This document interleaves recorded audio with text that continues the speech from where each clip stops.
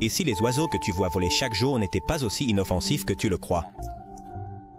Oublie un instant l'image attendrissante du colibri ou la sérénité du chant matinal. Il y a des créatures ailées là-bas capables de chasser, comme des loups, de vomir comme mécanisme de défense, de boire du sang comme des vampires ou même de tuer d'un seul coup de pied. Certaines n'ont même pas besoin de voler pour être mortelles. D'autres peuvent tomber sur toi depuis le ciel à plus de 300 km/h. Oui, vous avez bien eu. Dans ce parcours, du côté le plus sombre du monde aviaire, tu découvriras des espèces qui semblent sorties d'un cauchemar. Du majestueux faucon pèlerin, qui se lance comme un missile, jusqu'au inoffensif mais mortel pitois à capuchon, le seul oiseau vénéneux connu de la science.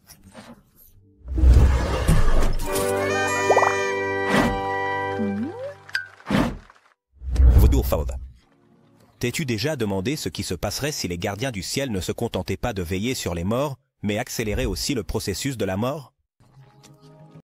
Le vautour fauve, bien qu'il soit connu comme l'un des oiseaux charognards les plus emblématiques d'Europe, possède une réputation qui va au-delà de rôder autour des corps sans vie. Son image sombre, presque mystique, a été utilisée pendant des siècles pour symboliser la décadence et la fin de l'existence. Mais ce que beaucoup ignorent, c'est que sa dangerosité est très grande. Elle ne se limite pas à son régime putréfié. Dans certaines circonstances, cet animal majestueux mais redouté peut représenter une menace réelle pour des créatures encore vivantes, y compris pour les humains. De grande envergure, avec des ailes pouvant dépasser les 2,5 mètres, le vautour fauve domine les cieux avec précision et grâce, cherchant tout signe de faiblesse sur la terre. Sa vue perçante lui permet de détecter des animaux mourant depuis des hauteurs inimaginables, entamant une descente qui se termine rarement par de la pitié. Des cas ont été documentés où ces vautours n'ont pas attendu que leur proie expire, mais ont attaqué. Avant le dernier souffle, déchirant la chair encore tiède avec leur puissant bec. Pour certains, cela semble être une démonstration de cruauté. Pour la nature, c'est une efficacité létale. Mais ce qui est encore plus troublant, c'est leur comportement en groupe. Lorsqu'un vautour fauve commence à planer au-dessus d'une zone, il ne faut que quelques minutes pour que d'autres arrivent. Ils ne communiquent pas par des cris, ils n'émettent pas de signaux stridents. Leur simple présence attire l'attention de leurs congénères, comme s'ils partageaient un langage secret que seuls les mourants comprennent trop tard. Dans des pays comme l'Espagne et la France, des éleveurs ont signalé des cas de moutons et de vaches vivants, attaqués par ces oiseaux, après avoir subi des blessures qui les empêchaient de bouger. Certains rapports suggèrent même qu'ils peuvent charger avec une force suffisante pour provoquer des chutes fatales chez le bétail. Le pitois à capuchon. Un oiseau peut-il être aussi dangereux qu'un serpent venimeux, sans même avoir besoin de crocs ou de griffes pour causer des dommages? C'est la question qui se pose en découvrant l'énigmatique pitois à capuchon. Une créature qui défie les normes conventionnelles du monde animal.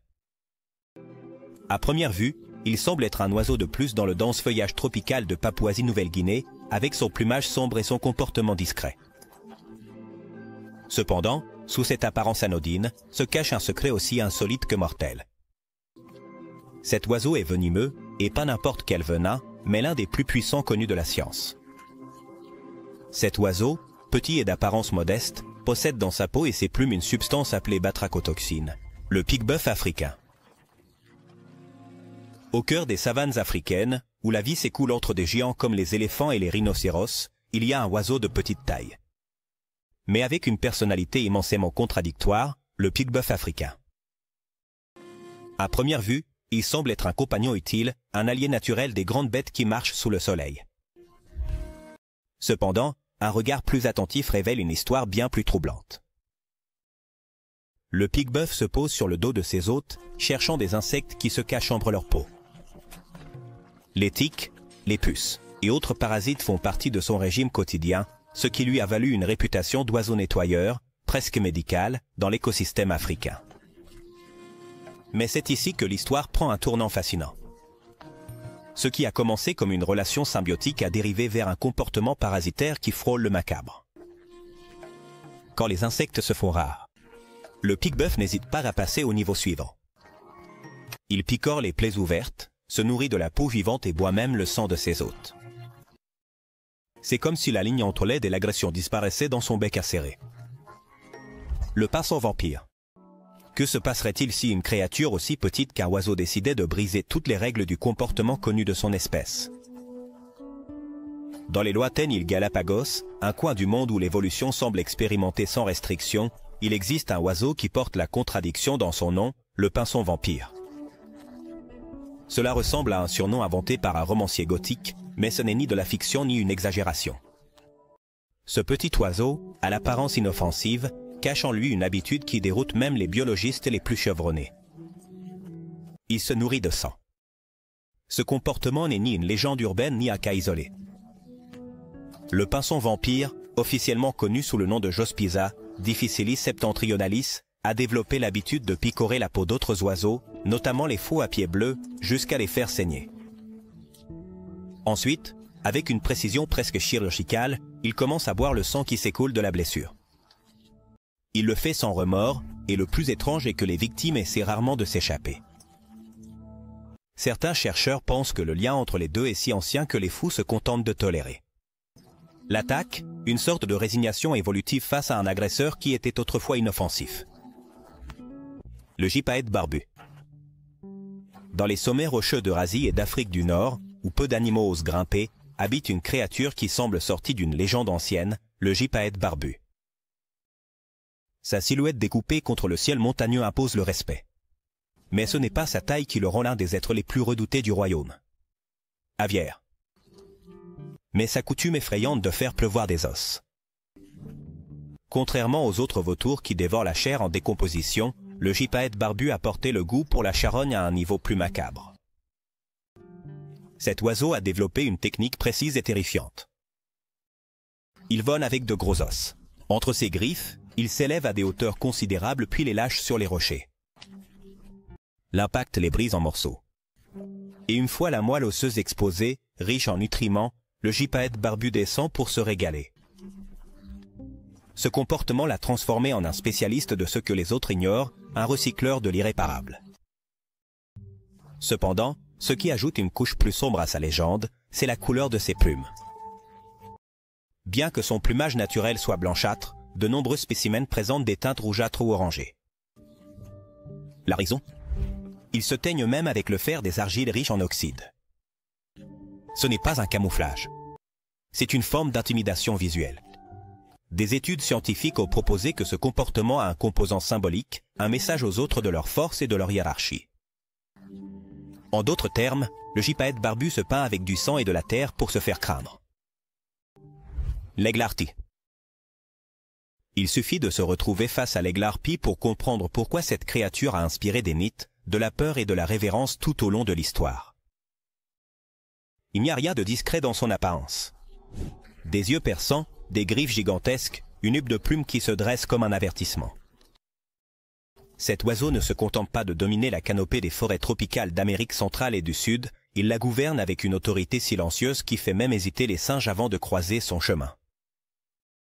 Avec une envergure qui peut dépasser les 2,5 mètres et un poids atteignant les 9 kilos, l'aigle harpie est l'un des plus grands rapaces du monde.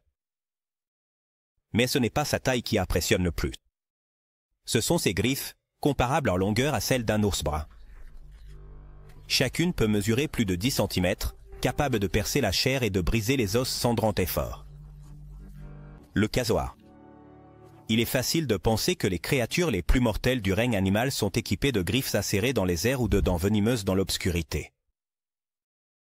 Mais dans les forêts tropicales du nord de l'Australie et de Papouasie-Nouvelle-Guinée, un oiseau terrestre a gagné le titre de l'oiseau le plus dangereux du monde. Le casoar. Avec une allure imposante, un regain altier et une crête osseuse qui ressemble à une couronne préhistorique, cette créature est une relique vivante qui exige le respect. Et quand elle ne le reçoit pas, elle réagit avec une violence qui a été documentée, redoutée, et parfois mortelle. Le casoar peut atteindre jusqu'à 1,80 m de hauteur et peser plus de 50 kg, ce qui en fait déjà un adversaire redoutable.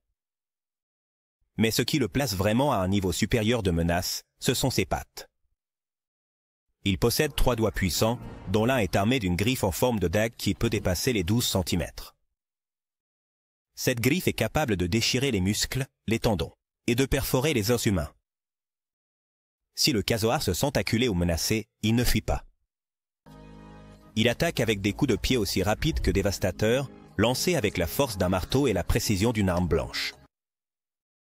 C'est ici que l'histoire prend un tournant encore plus sinistre. Beaucoup des attaques les plus violentes des casoars n'ont pas eu lieu au fond de la jungle, mais dans les environs urbains ou les zones protégées, où les gens ont essayé de nourrir ces animaux. Le problème réside dans le fait que, en perdant la peur naturelle de l'être humain, le casoar commence à associer sa présence à la nourriture. Lorsque celle-ci n'arrive pas, il peut réagir avec une fureur imprévisible. En 2019, dans l'État de Floride, un homme a été attaqué par son propre casoar en captivité. Les blessures étaient si graves qu'il est décédé quelques heures plus tard.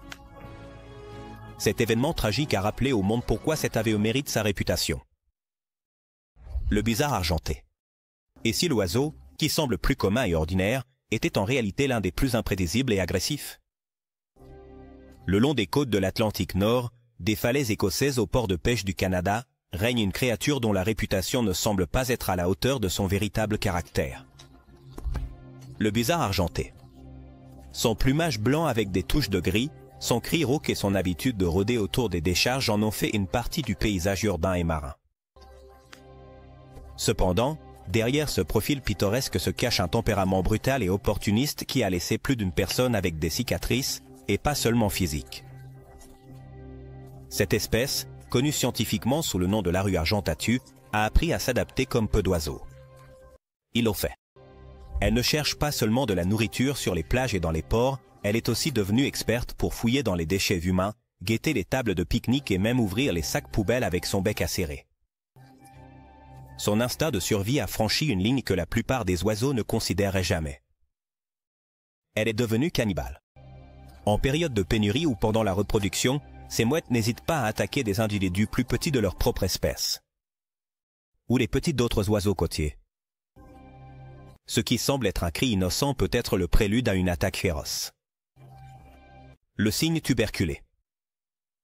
Est-il possible que la plus pure des beautés cache l'un des tempéraments les plus violents du règne animal? Le cygne tuberculé, avec son cou courbé et son plumage blanc impeccable, a été pendant des siècles un symbole d'élégance, de romantisme et de paix. Mais ceux qui ont eu l'audace de s'approcher trop près de son territoire savent que cet oiseau peut se transformer, en un clin d'œil, en un véritable tourbillon d'agression. Derrière sa silhouette de carte postale, se cache un instinct territorial féroce et une force physique inattendue. Cette espèce, connue scientifiquement sous le nom de Cygnus olor, se distingue par sa grande taille. Elle peut peser plus de 13 kg et atteindre une envergure allant jusqu'à 2,5 mètres. Quand elle déploie ses ailes, elle impose le respect. Quand il décide d'attaquer, il inspire la peur. Bien que le non-muet fasse référence à son manque relatif de vocalisation par rapport à d'autres cygnes, en pratique, il n'y a rien de silencieux dans son comportement défensif. S'il se sent menacé, il siffle, lève ses ailes et charge avec force contre l'intrus, qu'il s'agisse d'un autre cygne, d'un canard, d'un chien ou d'un être humain. Cela nous amène à une question encore plus révélatrice. Son effet sur l'écosystème. Le cygne muet, bien qu'originaire d'Europe et d'Asie, a été introduit en Amérique du Nord comme ornement pour les étangs et les jardins. Cependant, dans plusieurs États des États-Unis, cet oiseau a été classé comme une espèce invasive. Il consomme de grandes quantités de végétation aquatique quotidiennement, laissant des zones entières stériles pour d'autres espèces. De plus, il déplace ou élimine physiquement les concurrents natifs, comme les canards, les oies. Ce qui a été apporté comme symbole de grâce est devenu, sans le vouloir, un destructeur de l'équilibre écologique. L'émeu, une créature incapable de voler, peut-il devenir un symbole national et, en même temps, un danger inattendu? Dans les vastes et arides étendues de l'intérieur australien, où l'horizon semble infini et le soleil tombe avec un poids insupportable, court une ombre imposante, l'émeu.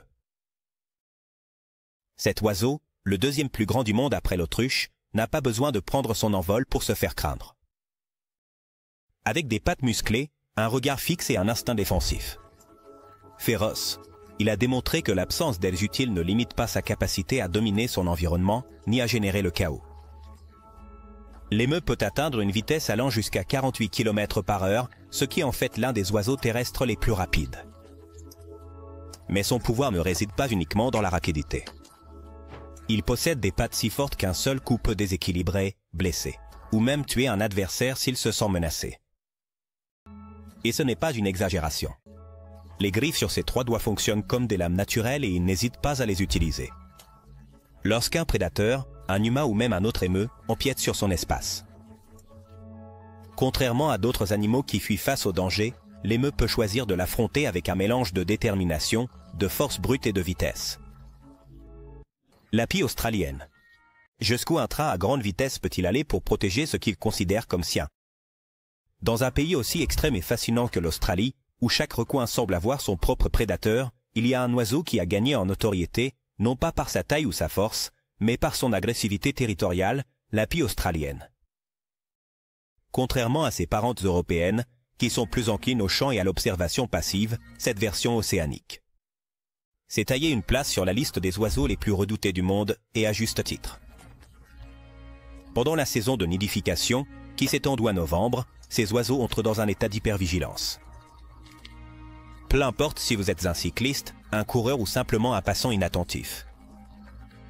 Si tu traverses la ligne invisible de son territoire, la pie australienne attaquera. Et elle ne le fera pas qu'une seule fois. Elle vient du ciel, en piqué, visant la tête. Ses griffes s'enfoncent avec précision et souvent la cible est le visage ou les yeux. Dans certains cas, il a été rapporté qu'elles poursuivent leurs victimes sur des dizaines de mètres, lançant des assauts consécutifs jusqu'à ce qu'elles s'éloignent complètement. L'autruche. Qui aurait imaginé que la créature la plus rapide sur 2 pattes pourrait aussi être l'une des plus mortelles? L'autruche, ce géant à plumes du continent africain, a été pendant des siècles un symbole de rareté, de résistance et de vitesse. Elle ne vole pas, mais elle court. Elle ne chante pas, mais elle rugit si elle se sent acculée. Et bien qu'il soit souvent dépeint comme maladroit ou même comique, la vérité est qu'affronter une autruche en colère est une expérience que peu osent répéter. Derrière ses énormes yeux et son long cou, se cache un animal territorial, imprévisible, et capable d'infliger des blessures mortelles d'un seul coup de pied. Avec jusqu'à 2,5 mètres de hauteur et un poids pouvant dépasser les 130 kilos, l'autruche n'impressionne pas seulement par sa taille. C'est dans ses pattes. Chacune d'elles ne possède que 2 doigts, dont l'un est doté d'une griffe acérée pouvant atteindre 10 cm. Ses pattes ne sont pas conçues uniquement pour courir, elles sont faites pour tuer. Lorsqu'elle se sent menacée, l'autruche donne des coups de pied frontaux avec une telle force qu'elle peut briser des os humains ou perforer l'abdomen d'un prédateur avec sa griffe. Ce n'est pas une exagération.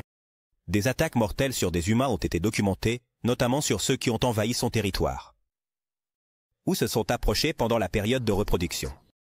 La buse à queue rousse. Une seule note peut-elle, sonora, définir la terreur dans le ciel?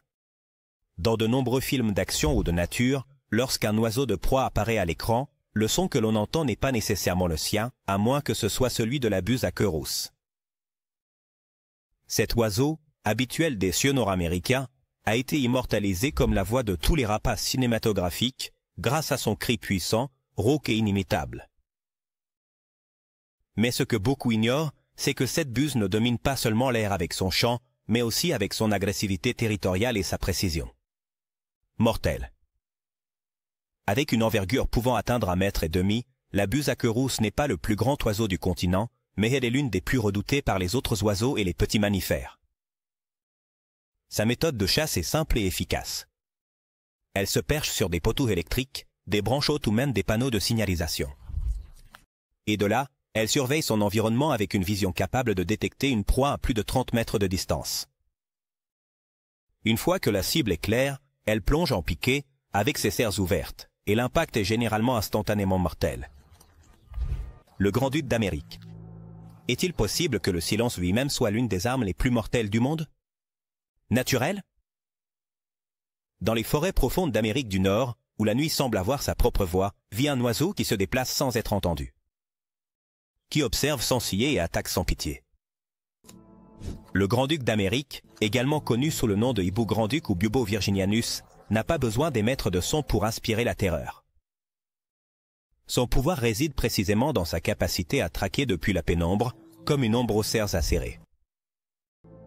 Ce prédateur nocturne se distingue par ses grandes touffes sur la tête, semblables à des cornes, bien qu'elle n'en soit pas, et des yeux perçants, capables de percevoir le moindre mouvement dans l'obscurité. Il peut tourner sa tête jusqu'à 270 degrés, ce qui lui permet de garder une surveillance constante sans bouger le corps. Et lorsqu'il se lance enfin à l'attaque, il le fait avec une précision chirurgicale, fondant sur sa proie avec les griffes ouvertes, écrasant avec une force qui peut dépasser les 300 kg par centimètre carré. Une proie piégée sous ses pattes. Elle aura difficilement une seconde chance. Le pétrel géant. Un acte de défense aussi simple que vomir peut-il devenir l'une des tactiques les plus efficaces du règne animal. Dans les régions les plus hostiles de la planète, où les océans rugissent et les vents coupent comme des lames, il fend le ciel. Une créature qui a perfectionné une stratégie de survie aussi répugnante qu'efficace.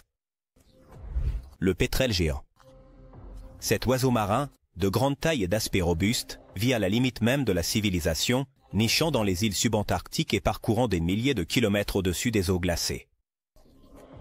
Mais au-delà de sa résistance, ce qui la distingue vraiment, c'est sa manière particulière, et répugnante de dissuader toute menace. Un vomi huileux, chétide et corrosif. Le pétrel géant, connu scientifiquement sous le nom de macronecte giganteux, peut atteindre une envergure de plus de 2 mètres, ce qui lui permet de planer pendant des heures sur les courants marins. Il se nourrit de charognes, de poissons et de calamars, mais n'hésite pas à attaquer d'autres oiseaux, y compris les jeunes manchots, qu'il peut tuer et dévorer. Son comportement agressif a été largement documenté, surtout pendant la saison de reproduction, lorsqu'il défend son territoire avec une violence démesurée. Si un intrus s'approche de son nid, le pétrel lance une pluie de vomi, qui non seulement sent insupportable, mais peut aussi graisser les plumes de l'attaquant, le rendant incapable de voler. L'aigle couronné. Et si le véritable roi du ciel africain n'était pas le plus grand, mais le plus impitoyable? Parmi les cimes des arbres de l'Afrique subsaharienne, se cache un prédateur furtif. Rusé et si puissant que même les singes le craignent, l'aigle couronné. Cet oiseau, connu scientifiquement sous le nom de Stephanoaetus coronatus, est l'un des rapaces les plus redoutables du monde. Il n'a pas besoin de s'imposer par sa taille, car sa force, sa vitesse et sa capacité de chasse compensent toute différence corporelle. Ce qui la distingue, ce n'est pas son plumage tacheté ni sa crête dressée, mais sa capacité à abattre des proies jusqu'à 5 fois plus lourdes qu'elle. Elle-même. Avec une envergure d'environ 2 mètres et un corps compact adapté au vol entre les arbres denses, l'aigle couronné s'est spécialisé dans l'embuscade de ses victimes depuis les hauteurs. Contrairement à d'autres aigles qui chassent en plein air, celui-ci glisse à travers la jungle comme une ombre vivante, dans un silence absolu, jusqu'à ce qu'il se jette avec des cerfs qui agissent comme des poignards. Son régime alimentaire comprend des antilopes, des jeunes, des chauves-souris géantes, de grands oiseaux et, surtout, des primates. Il a été prouvé que c'est l'un des rares oiseaux au monde à inclure des singes dans son menu habituel. Pour les babouins et les colobes, sa silhouette parmi les branches est un présage de mort. Le harfang des neiges. La créature la plus silencieuse du ciel peut-elle être aussi l'une des plus mortelles? Dans les vastes étendues de la toundra de l'hémisphère nord, où la neige recouvre la terre pendant la majeure partie de l'année. Et le silence semble absolu, une figure blanche glisse presque en se fondant avec le paysage. Le harfang des neiges, également connu sous le nom de chouette des neiges, et par son nom scientifique, Bubos candiacus, est une merveille de l'évolution. Son plumage blanc immaculé ne le protège pas seulement du froid extrême, mais le transforme en une ombre invisible sur les champs glacés. Et c'est précisément dans cet anonymat que réside son véritable pouvoir. Contrairement à d'autres hiboux qui préfèrent l'épaisseur des forêts, le harfang des neiges habite des régions ouvertes, où ses proies sont exposées à chaque mouvement. Depuis un rocher ou une petite élévation, il observe patiemment pendant des heures, sans émettre le moindre son. Lorsque l'occasion se présente, il se lance avec une vitesse et une précision surprenantes. Son vol est si silencieux que même les oreilles les plus fines ne détectent pas son approche. Il n'y a pas d'avertissement, pas de battement d'aile audible. Seulement la sensation soudaine d'être attrapé par des griffes acérées, capables d'écraser un lemming, un lièvre. Ou même un oiseau de taille similaire. Le hibou barré. Et si le prédateur le plus terrifiant ne se voyait pas venir, ni ne s'entendait arriver? Dans les forêts denses de l'Est et du Sud de l'Amérique du Nord, il y a un oiseau qui semble tout droit sorti d'un roman policier. Le hibou barré, avec ses yeux sombres profonds et son plumage tacheté de rayures, n'a pas besoin d'un cri menaçant pour inspirer le respect. Sa seule présence est suffisante, mais ce qui le rend véritablement une créature digne de précaution n'est pas son apparence, mais sa capacité étonnante à chasser. Dans un silence absolu, ce fantôme ailé se glisse entre les branches avec la précision d'un assassin furtif. Transformant la nuit en son parfait théâtre, son nom scientifique Strix varia suggère déjà quelque chose d'inhabituel, contrairement à d'autres hiboux. Le hibou barré a un répertoire vocal inquiétant qui inclut des cris, des grognements, et une sorte de rire saccadé qui a inspiré de nombreuses légendes rurales. Mais ce n'est pas sa voix. Ce qui cause la peur, c'est son vol. Les plumes de ses ailes sont structurées de telle manière qu'elles amortissent complètement le son de l'air. Même s'il passait à quelques centimètres au-dessus de toi, tu ne l'entendrais jamais. Et c'est précisément cet avantage évolutif qui le rend si mortel. Ses proies n'ont jamais le temps de réagir. Le faucon de Harris. Un groupe d'oiseaux peut-il agir comme une meute de loups? La réponse est oui, et elle se trouve dans le comportement surprenant du faucon de Harris. Ce prédateur élégant. Originaire du sud-ouest des États-Unis et d'Amérique latine, il défie la norme du chasseur solitaire. Contrairement à la plupart des rapaces, qui chassent seuls, le faucon de Harris a évolué pour attaquer en groupe. C'est un exemple vivant de stratégie collective, d'intelligence coopérative et de précision synchronisée. Voir plusieurs de ces faucons se coordonner pour encercler une proie, c'est assister à une danse mortelle dans le ciel. Le faucon pèlerin. Et si le prédateur le plus mortel n'était ni le plus grand, ni le plus fort, mais simplement le plus rapide? Dans le vaste ciel qui couvre les villes, les montagnes, les falaises et les déserts, il y a une ombre qui tombe comme un éclair sur ses proies. Cette ombre porte le nom de faucon pèlerin. Cet oiseau, admiré par des cultures du monde entier depuis l'Antiquité, incarne la perfection de la vitesse et de la précision. Il n'y a aucune créature sur la planète qui se déplace plus rapidement que lui. Lorsqu'il plonge en piqué, il peut dépasser les 320 km/h, brisant littéralement la barrière du vent.